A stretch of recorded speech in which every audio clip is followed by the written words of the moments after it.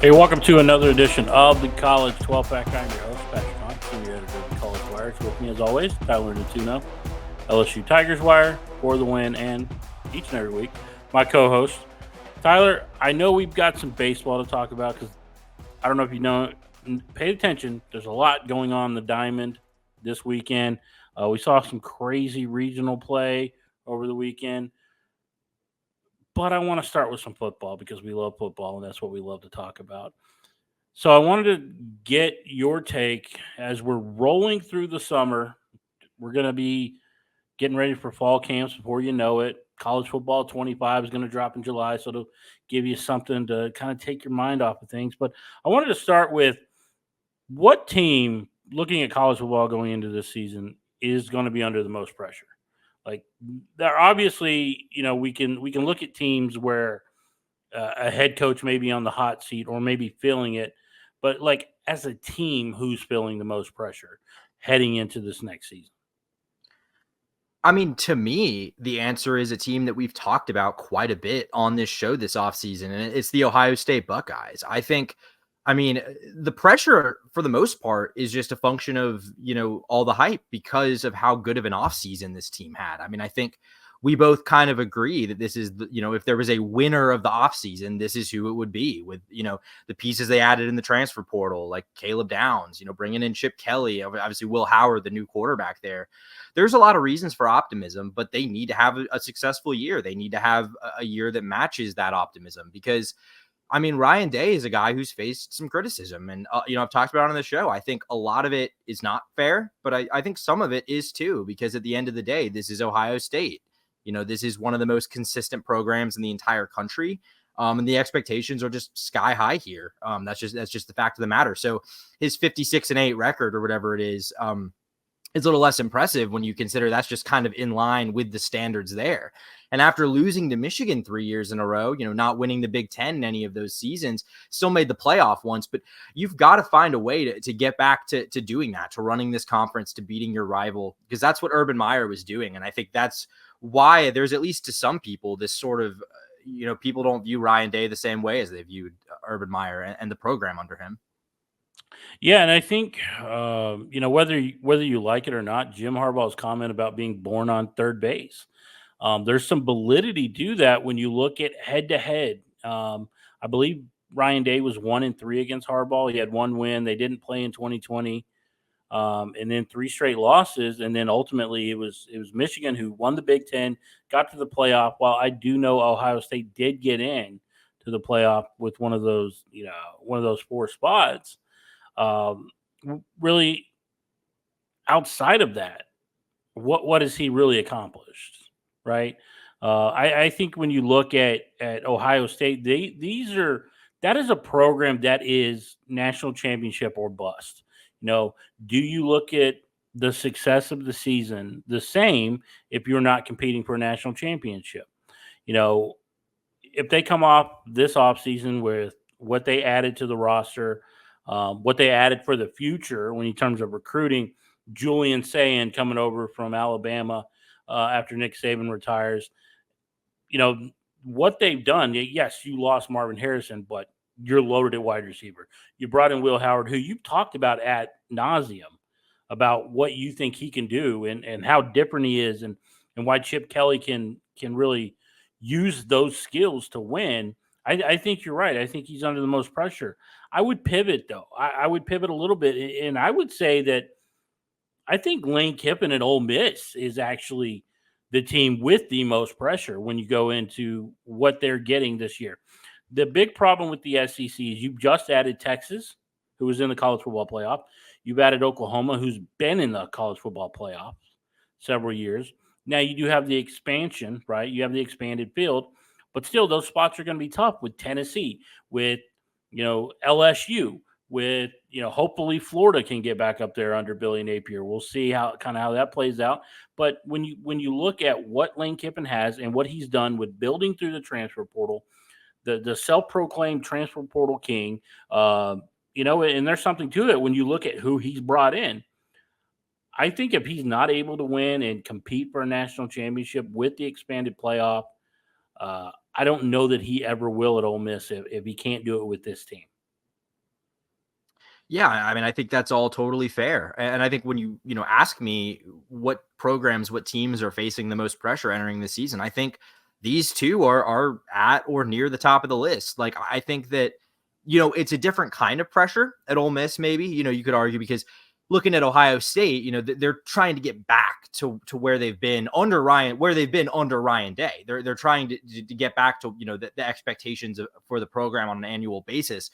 Whereas Ole Miss is sort of trying to take that program to a level it's never really been before. And I think the pressure now is not on, like, this season's going to tell us whether or not Lane Kiffin's a good coach. Like, I think that he's already proven what he can do to a large extent there. But I think, yeah, I think that's totally fair to be like, if they can't do it this year with this team that's probably the most talented roster Ole Miss has ever had, like from a blue chip ratio perspective. I mean, even looking back at the classes under Hugh Freeze that were sort of ill-gotten, like even those teams were not nearly as talented as what this roster looks like this year. So I think because of that, like, yeah, it's pretty valid to be like, if this team can't take that leap, when's it going to happen? Like, it does kind of feel like it's now or never if Ole Miss is going to find a way to be competitive to win the SEC.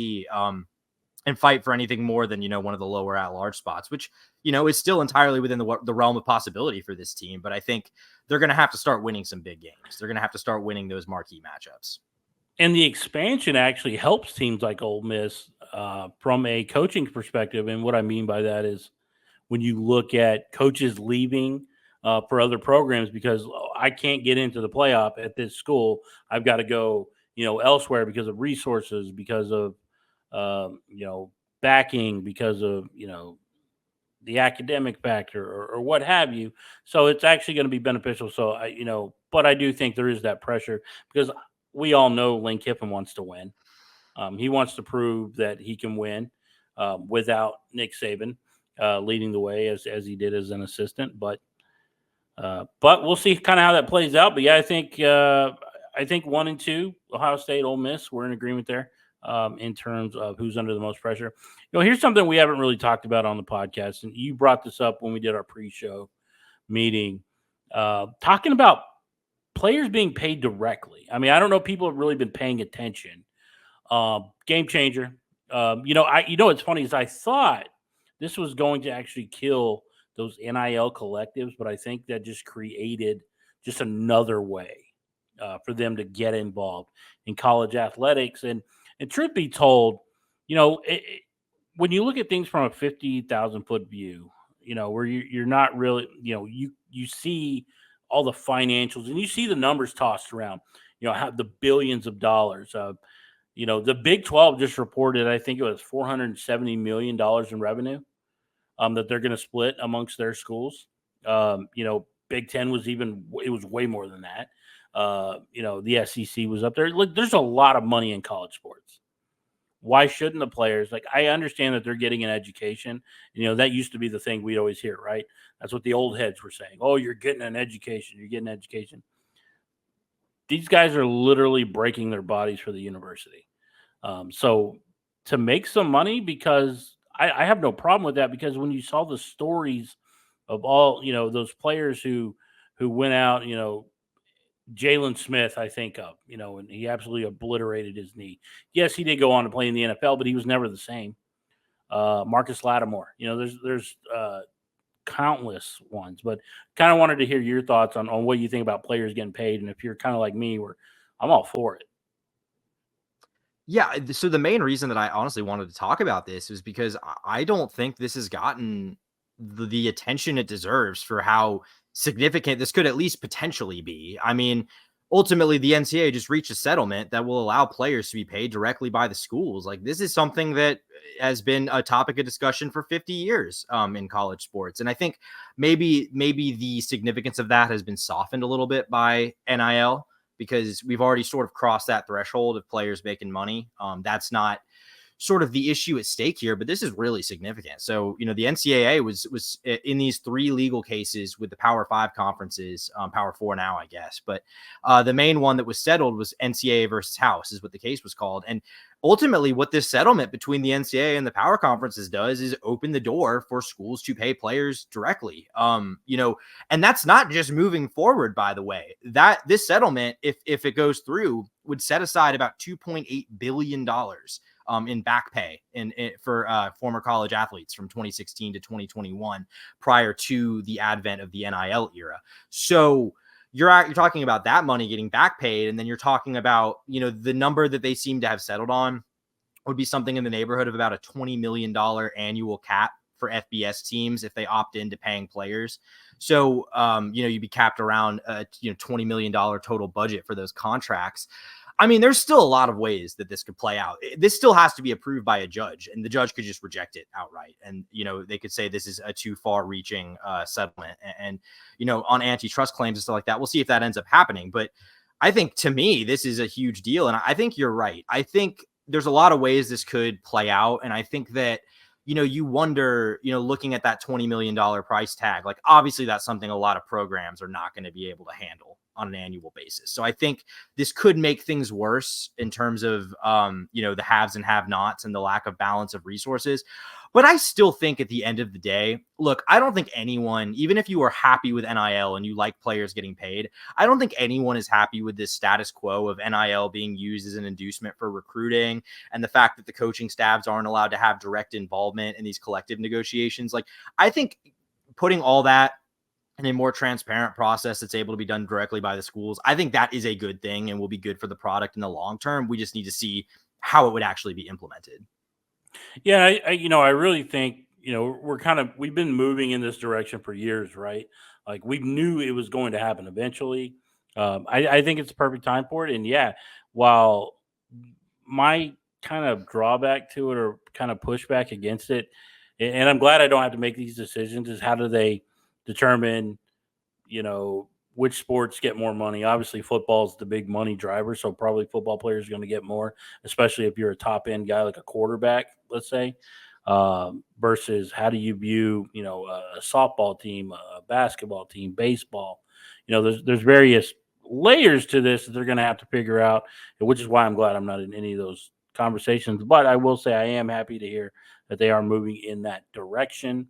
And like you said, it was the various legalities behind it, the lawsuits, and we'll kind of see how it plays out. But obviously, is a great step forward, and I thought it was kind of interesting that while we were kind of waiting to see what the SEC and the Big Ten did, I believe it was the Big 12 who was the first that agreed to the settlement, which is great. Like I said, it's great for the sport, and we'll kind of see how it plays out.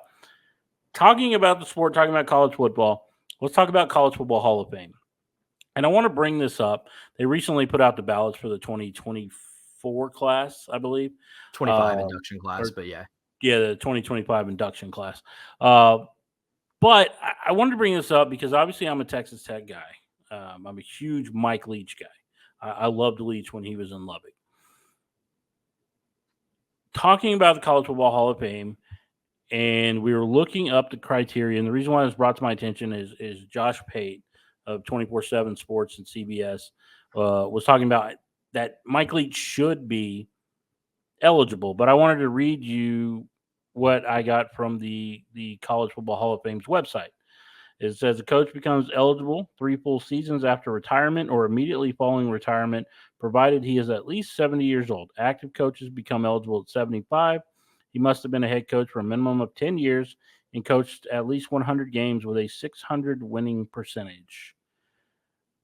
Mike Leach falls under that at 59.6% winning percentage. Despite the fact that he has under 60%, 600 winning percentage, despite the fact that he hasn't won a national championship, I would say that Mike Leach is definitely one of those cases I would make to either change the criteria or have I don't know, a way to say, hey, this guy deserves it because of and you make the case for it, special circumstances.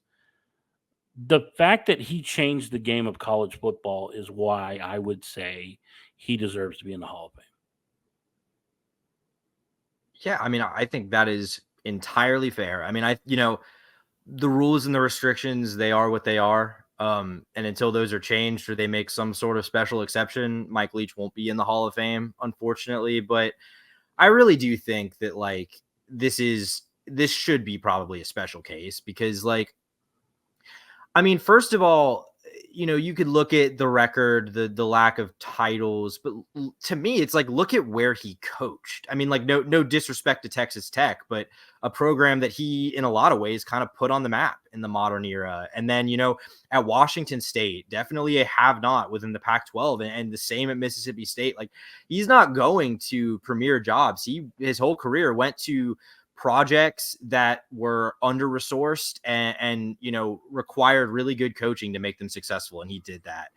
I think he's close enough to the win percentage mark, especially considering obviously his career didn't end due to retirement. It ended due to his unfortunate and untimely death last December 2022. So I think that these are all things that when you're again talking about his legacy, I mean, this is a guy who he didn't invent the air raid offense. That would be how Mummy gets the credit for that, and rightly so. But I mean, he really was, Mike Leach, one of its primary proliferators. I mean, he is a major reason that not just the air raid, but even just air raid principles are so prominent in the college game today, and in the NFL too. By the way, it's been adopted in the professional ranks even. So, I think that looking at how many teams followed in his footsteps, and then just even teams that don't run the air raid that were inspired by it, I think his mark on the game of football is much bigger than a win-loss tally, and that's why I think this would probably be a fair situation for some sort of exemption, but obviously that would need to happen. Yeah, when you talk about the timing-based offense, the principles of the air raid, the offensive line splits. Look at his coaching tree. Coaching. Cliff Kingsbury, who led Texas Tech long after he left, but also played for him, went to the NFL. Graham Harrell, Lincoln Riley. The list goes on and on about some of those guys who came through there and got into coaching. But but it's more than that. Like you talked about, it's the impact that he has, and you kind of see his principles all over the NFL, college football. I just think for what he brought to the game, and mind you, and no disrespect to what you said about Tech. He won 11 games at Texas Tech, and they hadn't won 11 games since 1973. He did that in the 2008 season, won 11-2 that year. So, he wanted a place that who hadn't seen a 10-win season since the 70s. Okay, so I think it was actually almost 40 years before they reached that level again, and haven't been there since. He came close to winning double digits the season after he won 11-2, but missed out, and then obviously was fired from Texas Tech. But just looking at what he's done, I just think I agree. Josh Pate, he deserves to be in the College Football Hall of Fame, regardless of what the requirements are. All right, so let's dive in. We're going to talk about the Football Power Index. That recently came out. ESPN comes out with this. It gets updated weekly, I believe, during the season, and typically, I believe it's 10,000 computer simulations to come up with this formula. But based on looking at the formula, we want to talk about overvalued, undervalued when you look at this list. And Tyler, I'm going to let you kick it off with our overvalued team based on the Football Power Index. Yeah, and I'm sticking in the former Big Ten East with this one. To me, it's Michigan. I think I don't really get it. Like FPI is not really based on opinion. FPI is a computer rankings, but the opinion the rankings that are based on opinion also seem to pretty much universally have Michigan as a top 15 team. I really don't get it. Like I think that even not even factoring in losing Jim Harbaugh, because I think Sharon Moore will probably do a fine job. Like, that's a pretty solid continuity hire. I just really look at the state of this roster in 2024, and I think it's poised for a big step back, especially in a Big Ten that's just getting better. Like, I think they have really significant questions, like particularly a quarterback, man. Alex Orji is kind of the guy that we assume is going to be in that starting position, not like a guarantee, but I mean, he pretty much was exclusively used when JJ McCarthy was there as a change of pace, running quarterback. He only has one career passing attempt, I believe. So a lot of questions there. Getting Donovan Edwards back is nice. Don't get me wrong. That's a big boon for that offense, but one running back does not make a team. And I really have a lot of questions about this team all over the field. I think they rank 128th out of 134 in returning production, losing a lot on defense after they had like 15 guys get drafted this year. I think they're poised, even if Sharon Moore is the right guy for the job, which I think he probably is. I think this year's team is poised to take a pretty big step back. It'd certainly not be a top 15 squad. If you look on the defensive side of the ball, because obviously losing Mentor was huge, and him going to the NFL and following Harbaugh. I think they did a good job with getting Martindale to come in. Wink Martindale, long time. He's coached at a high level as a defensive coordinator. I like that. My big question, kind of like you were talking about Alex Orji running the offense. I don't know how I feel about Kurt Campbell as an offense coordinator. You look at what he's done. And his only time of running an offense really in the last 5 years was at Old Dominion. It was 2 years there, and he became an offensive analyst in 2022. And then obviously coached quarterbacks last year. So there's a little bit of continuity there with him, but I just feel like that's a very underwhelming hire for the offense. And truth be told, playing the hand that they're dealt, right? Because when did Harbaugh leave? Late in the cycle, obviously after he won a national championship. That seems to be the deal. Like, if you have to get a head coach that late, the pick you don't really have the pick of the litter. It's going to be slim. But yeah, I think I'm with you on that one. I couldn't disagree at all. Just when you look at who was a little bit overvalued, maybe a team that's undervalued. Tyler, why not? How about I go to the well one more time and bring up the Ole Miss Rebels? You're looking at this team, and we talked about it. I mean, they're loaded. Offensively, defensively, you look at the roster that they're bringing in. Their quarterback returning, Jackson Dart, who leaps and bounds better than he was in 2022. One of the big questions on him was turning the football over, and with Spencer coming in, Spencer Sanders. Sorry, just totally like left my brain. Spencer Sanders comes in, and then I think there's going to be competition, and maybe that's going to knock Jackson's confidence down, but it didn't. It brought out the best in him. We saw what he was. You lose Quinshon Judkins. That's massive. Don't get me wrong.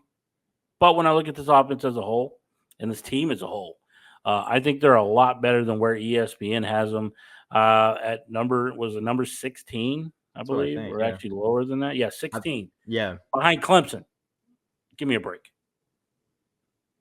Behind Clemson. How about behind like LSU and Texas A&M? I'll get to that in a second. But first of all, I think when you look at SEC teams on these FPI rankings, even ones that rank like in the top 10, when you look at FPI's win projections for those teams, like very few of them are projected to win more than 8 games in the regular season, which I think is a function of, just how difficult the SEC is going to be this year. A lot of these teams have really brutal conference schedules. With that being said, though, like Ole Miss's conference schedule is not that bad relative to like what it could be potentially. So like I think that, to me, you never know what's going to happen, but this is clearly a top 15 roster in the country. I think that just from a talent perspective, this is a top 15 team. Whether they end up, that materializes, we'll see. But like, how can you not like, and again, I know FPI is not human opinion, but it's like, how could you not be more confident in Ole Miss than like an LSU or a Texas A&M, where, a Texas A&M fully new coaching staff, a lot of new pieces on both sides of the ball from the portal.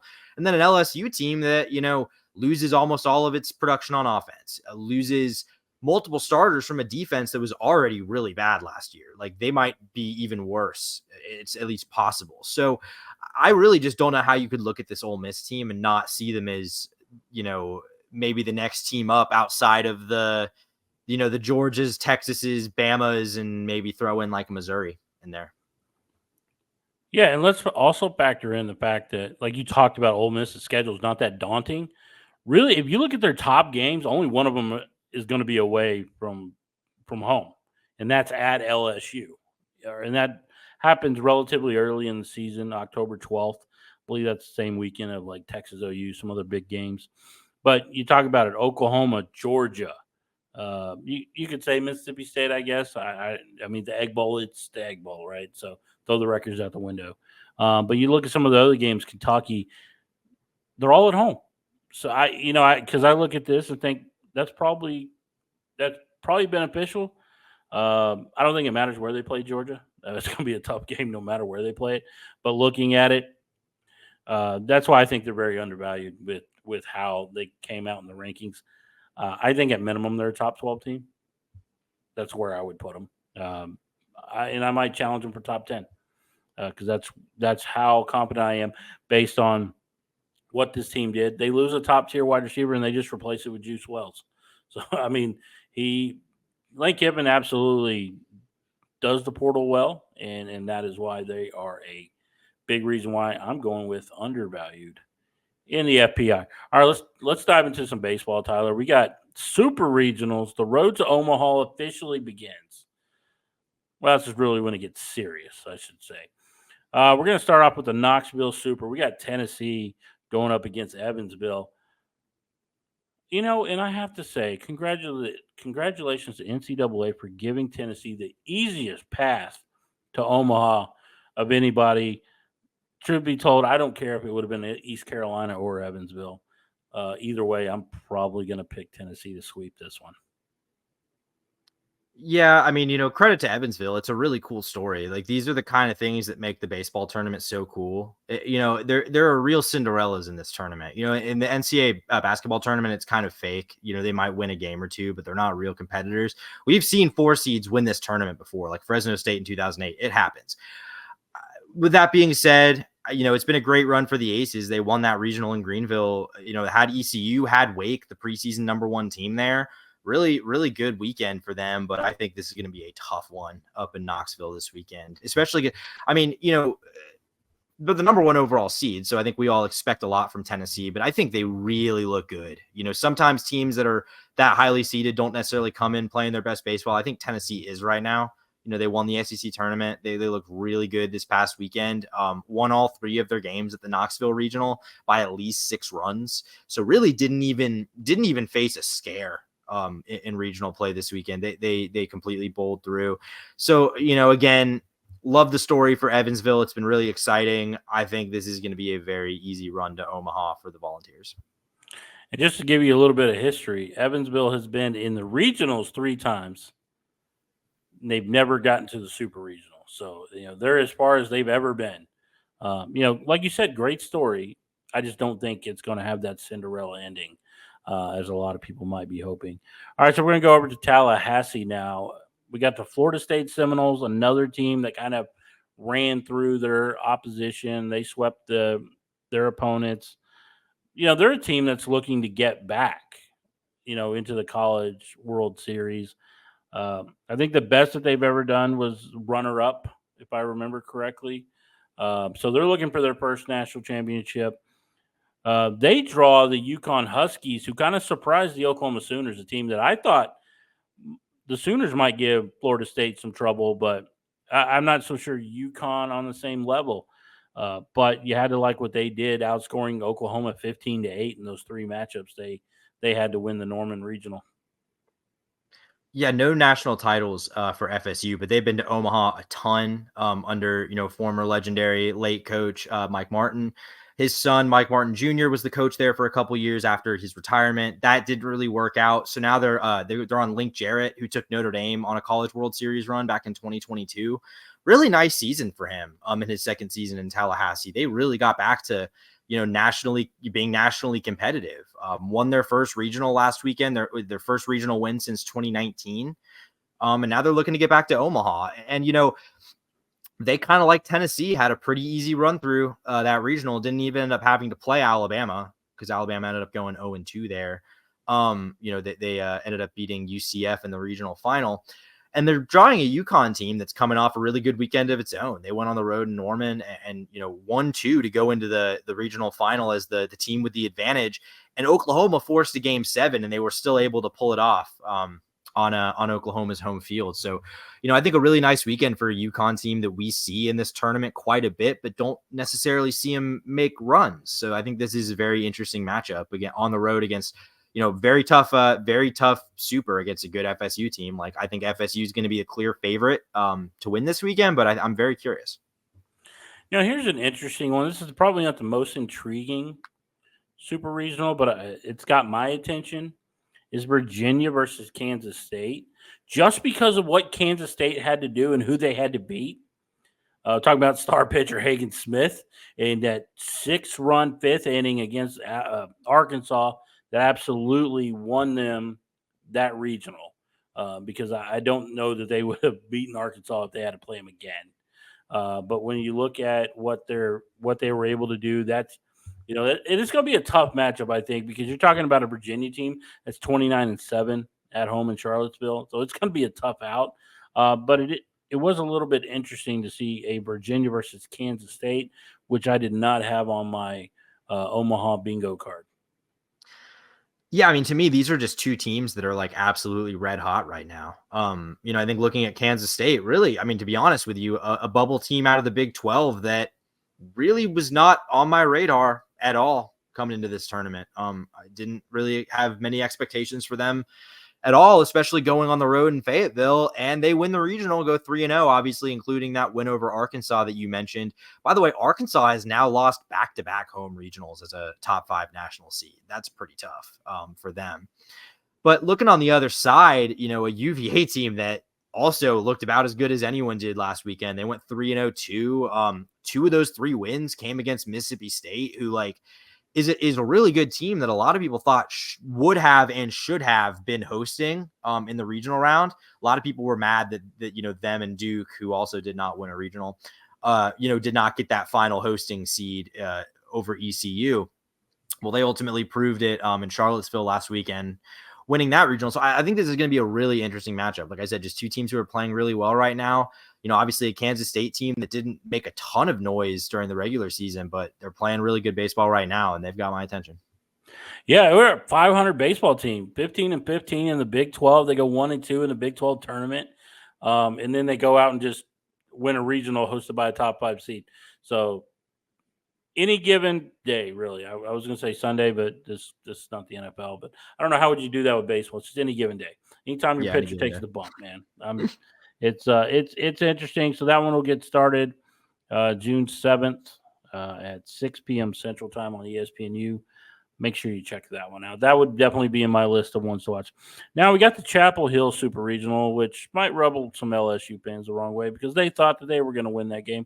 And truth be told, I thought they were going to win that game. So the fact that North Carolina was able to outlast LSU to win that regional was a little bit shocking. And then you got the West Virginia Mountaineers out of the Big 12, but another surprise team. They weren't even one of the top 6 seeds projected in the preseason poll. So the fact that them and Kansas State, who I think was only one spot ahead of them, are the ones representing the Big 12 in the super regionals is interesting, especially when you have Oklahoma State, Texas, teams that are perennial guys, that usually make it surprising to see them. I am a little bit disappointed that we didn't get to see LSU versus West Virginia. That could have turned into a really interesting clash of fan bases, really, when you think about it. But you had to like the job that the Tar Heels did. This is going to be, you know what, Tyler, I'm going to go ahead and put it out there. I'm predicting upset. West Virginia goes to the College World Series. Yeah, I mean, I like that pick a lot. I mean, I think I will say though, looking at this North Carolina team, I think first of all, we all thought that LSU was probably going to win that game 7, all the way until the top of the 9th. I think though that UNC really did a good job. I think that was an awful draw, to be honest with you, like a brutal draw from the committee to have LSU in their regional as the number 4 national seed, an LSU team that really you'd be hard pressed to find any team in the country that was playing better baseball in the lead up to the tournament than this LSU squad was. Took a series against Texas A&M that was the number one team in the country at the time. Went into the SEC tournament definitely like not completely secure in their NCAA tournament positioning, made a run all the way to the championship, ended up earning a 2 seed. So, a very good LSU team that brought that magic to Chapel Hill. They had, a walk-off, they had, some comebacks. They were playing really good baseball last weekend. UNC kind of got lucky, in the top of they tied it. And then in the top of the 10th, Jake Brown, an LSU freshman who had played very well, just couldn't secure a fly ball in the outfield. And one thing led to another, and the Tar Heels ended up winning the game. But, now they've got another tough game against a West Virginia team that, again, that no one really saw them doing this. One probably what I would say was the wildest regional last weekend. The Tucson regional, we were all talking about the top 2 seeds, Arizona and Dallas Baptist. Well, they were the first 2 teams eliminated there. We ended up seeing Grand Canyon play West Virginia for the regional final, the 3 and 4 seeds there. And, I think this is a really cool story for West Virginia, right? Like, this is their first super regional appearance in program history. And their coach, Randy Mazey, is retiring at the end of the year. Like, this is it. When they lose, it's over. So I think it's a cool run that they're, in the middle of right now. I think UNC is a much more talented team. I like the West Virginia pick because of the way they're playing right now. But I think because I thought LSU was going to win that regional, to be honest with you. So I think the way that UNC was able to dispatch them, even though it took 7 games, I think told me a lot about that team's makeup. There's something to it. I think when you factor in LSU is coming off a national championship, so they're going to get everybody's best fight, right? You're going to get up for that. So I wonder if they can still get up for that in the same regard when they're playing West Virginia. And also, kind of like you talked about, their head coach, he's retiring. Heck of a swan song to go to the College World Series for the first ever time as you're walking out the door. I'm going to stick with my pick just because I'm waiting for the letdown at North Carolina. I've seen it time and time before with other teams. So I'm going to go with that one. All right, so let's go over to Lexington. Kentucky's been one of those teams that was pretty much red hot all season long. Get to the SEC tournament, get 11-0 run rule in 8 innings against LSU. Really just didn't do well in the SEC tournament. But then when they get to their regional, they just sweep the competition and they're on to the next round where they'll be facing an Oregon State team, which is one of the Pac-12's last chances at getting a championship this year. Oregon State had that weird game get suspended on Saturday, or Sunday, had to play it on Monday, I believe. That was a whole weird situation, but they got wins over Tulane, UC Irvine twice, and now they got to go up against this, like you said, Kentucky team who's red hot. Yeah, I mean, this is just an awesome super. I don't really know how else to put it. I just think this is going to be a really fun series. I think, when you look at these 2 teams, you got a Kentucky team who's been really good all year. I mean, probably the best season in program history for them to this point. Nick Mingione, the coach there, has done an incredible job. They've only been to 3 super regionals ever. This is their 3rd. Their 2nd was last season. They're still looking to make their first trip to Omaha in program history. And they're going to try to do it against an Oregon State team that's, the lower seed, but they've been there before. They're looking to make their 8th trip to Omaha. But it would be the first under Mitch Canham, not new, I guess, but he's been the coach there since 2020. They haven't made it since they won the national title in 2018. So looking to get back a team that we've seen in Omaha a ton of times. I think that, Oregon State a little underseeded for what their record was. I think maybe just not that strong of a year in the Pac-12, but I think this is as good a matchup as you're going to see this weekend between 2 teams who really didn't have like any real problems in their respective regionals last weekend. Yeah, like you said, this is an Oregon State team, or at least the fan base knows all about getting to Omaha. Maybe the current team doesn't, but they're a team that they've won 3 national championships in baseball. So this is a team that's kind of used to getting here. It's a team that we see quite often. Yeah, it is interesting, especially Kentucky. known for what sport are they known for? Basketball, but their football team, has had some opportunities under Stoops, and now their baseball team getting that opportunity to get to the World Championship, the College World Series. I really think that that's going to be a fun one to kind of look at. Then we have a couple of teams that Georgia is getting back to the College World Series. When we look over at the Athens Super Regional, they were runner up in 2008, but haven't really been back since. They did one championship in 1990, but everybody, when we talk about Georgia, we only usually it's football related. But this is interesting, and really, how did they get here? Well, they've been riding the back of Charlie Condon, who's just cranking out home run after home run. I think he's fifth all time in the NCAA single season record, something like that, fifth or sixth. I mean, they got some pretty high numbers. But he's been doing fantastic, and now you got a North Carolina State team who watched their basketball team do a Final Four run. Is it possible that the Wolfpack can upset Georgia to get to the College World Series? I mean, yeah, I think it's definitely possible when you look at the way they played last weekend. I mean, NC State in a tough regional, one that had a good South Carolina team and a very good mid-major team in James Madison, worked through it pretty easily versus a Georgia team that, first of all, they've had a fantastic year.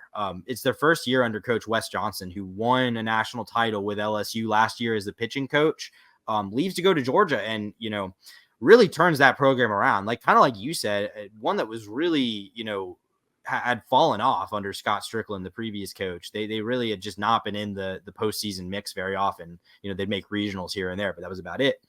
I think this is a really good team, but we did see, even without good Condon's playing, I think he's batting like 465 or something ridiculous like that. They had some close calls this past weekend. They had to come back to beat Army in the opener and Georgia Tech in the regional final. They were trailing both those games for quite a while. So, I think that is a little bit of a cause for concern. They got the benefit of hosting, but I think NC State's going to be a really tough out. I think, especially based on the way they played last weekend. Yeah, I think this is going to come down to that game 3, the if necessary game. I think they're going to split the first two and, winner take all. I think I still probably lean Georgia just because, Wes Johnson, he's got the experience of coaching a title run. And ultimately in these kind of games, your superstars are really what help you. They're kind of the game breakers for you, the tiebreaker, so to speak. So I'm probably going to lean Georgia here with Charlie Condon, just the way that they've been playing. But this next series is probably the one I am most excited for. We're talking, and I don't want to jump on the bandwagon, but I'm ready to see Cags, right? I want to see what Cags can do. We're talking Clemson, Florida, in the Clemson Super Regional.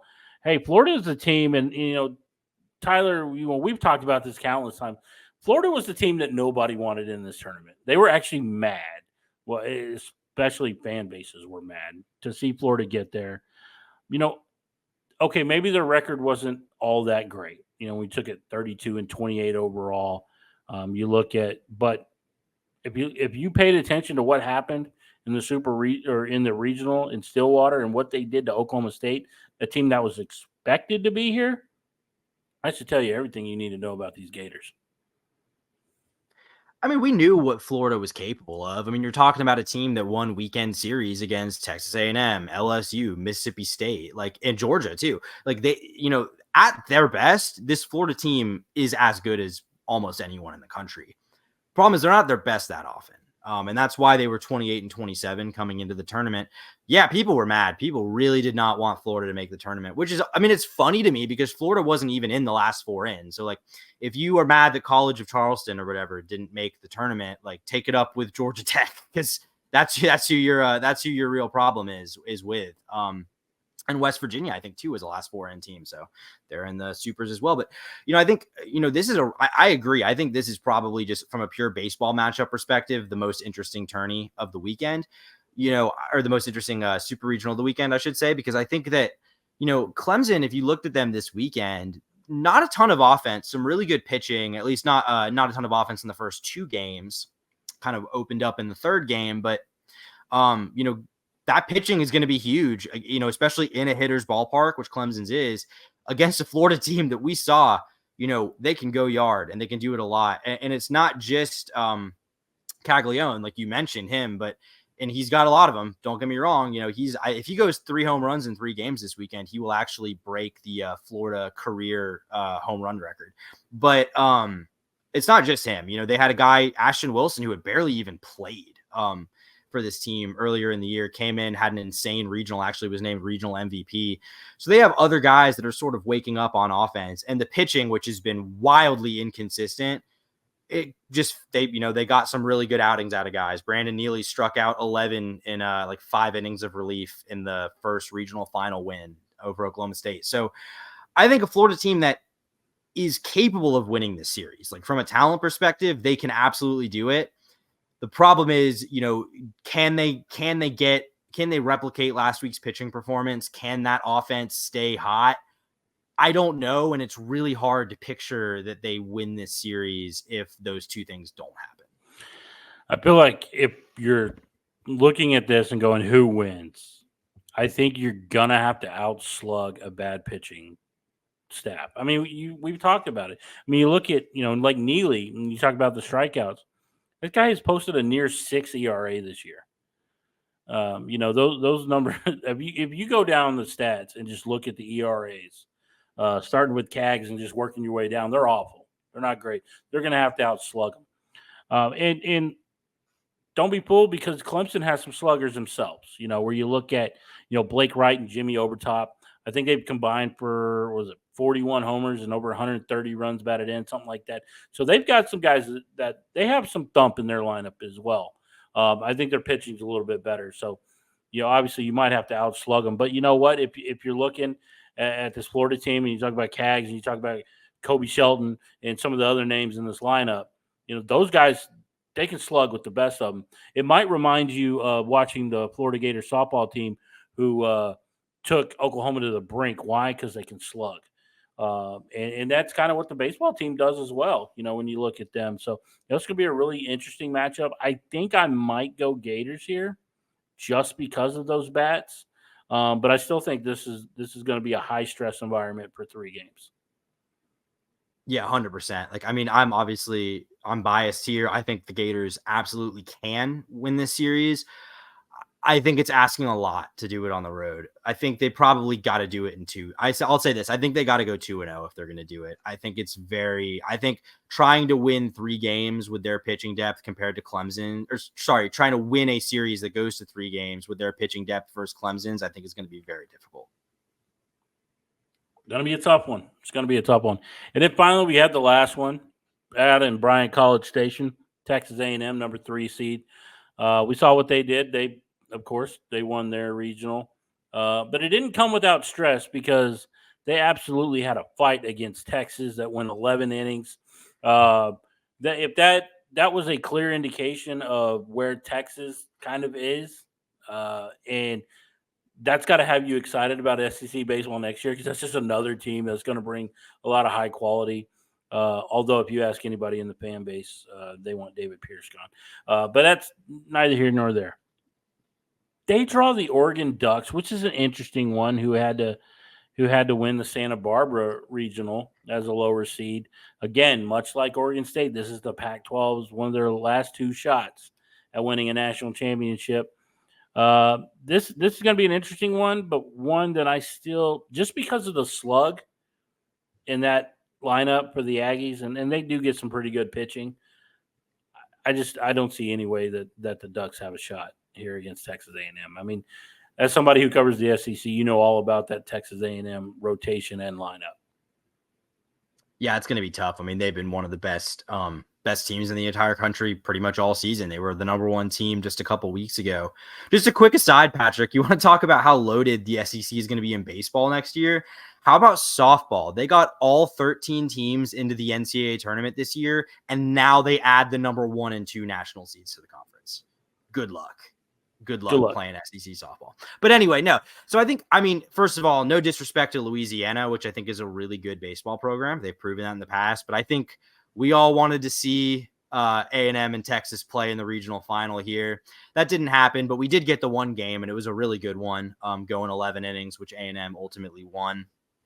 Yeah, I mean, I think they have, I mean, that's about as brutal a regional draw as you're going to get. Having a really good mid-major team like Louisiana, and then, maybe Texas is not a great team this year, but it's a rival, and they're, they're going to come support the team there and stuff like that. That was a tough draw.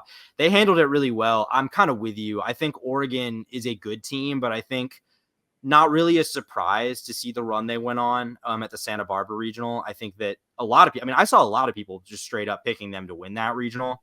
No disrespect to UC Santa Barbara, but I think it's just tough as a mid-major team when you haven't been playing top competition all year to come to the NCAA tournament and try to win, a regional in 4 days. It's just hard. I think that, they're looking good, but I think this A&M team is just on another level. I'm kind of with you. I don't think A&M is going to have much trouble getting to Omaha this coming weekend. They got 3 guys in their lineup with 20-plus homers. Braden Montgomery, probably a top 10 pick in the MLB draft. He's just an absolute stud. They hit 130 homers. It's really, honestly, if Oregon has an opportunity to win and steal this series, they've got to outpitch A&M, because I just don't think you can outslug them. I just don't. I don't see it. I've seen teams try to do that. You're going to need good pitching, so that's probably why. If this goes 3 games, I think by game 3 you'll see the depth of A&M just outshining what Oregon has, because it's going to be a tough one. And that's why I'm going to go with the Aggies here in that final spot to get back to Omaha. And just hats off to the job that the Texas A&M coach has done. We've seen it the last few years really turn that program around and turn them into a top 3 seed relatively quickly. Yeah, no, absolutely. I think, looking at what this team has done, I think, the SEC is so loaded every single year. And I think this is a program that's very good, but not necessarily considered among the elites, in the class of like a Florida, an LSU, a Tennessee. But they really are. I think especially in the last couple of years, have proven it. I think we're going to see, obviously they lose this weekend. Maybe that changes the calculus there a little bit with them being the number 3 national seed. But yeah, I think, got to go win it and get back to Omaha. Yeah, and Jim Schlossnagle, he's a fantastic coach. If you're not familiar with him, he was a big reason why TCU was so dang good at baseball. I want to say it was something like 6 College World Series appearances during his time there, and obviously in his first year at A&M took him there. So I just showed you the job that he's done in just 3 short years of what he was able to do with A&M. But that's going to do it for this edition of the College 12-Pack. Tune in next week. We're going to recap the Super Regionals. We're going to recap the Women's College World Series with Texas, Oklahoma, playing a best of 3 starting Wednesday night. And then, obviously, we're going to keep on chugging along as we march on to the offseason, as we get close to the start of the 2024 season, and finally the 12-team playoff. I'm excited about everything that's happening this upcoming season. But for Tyler, I'm Patrick. We'll see you next week.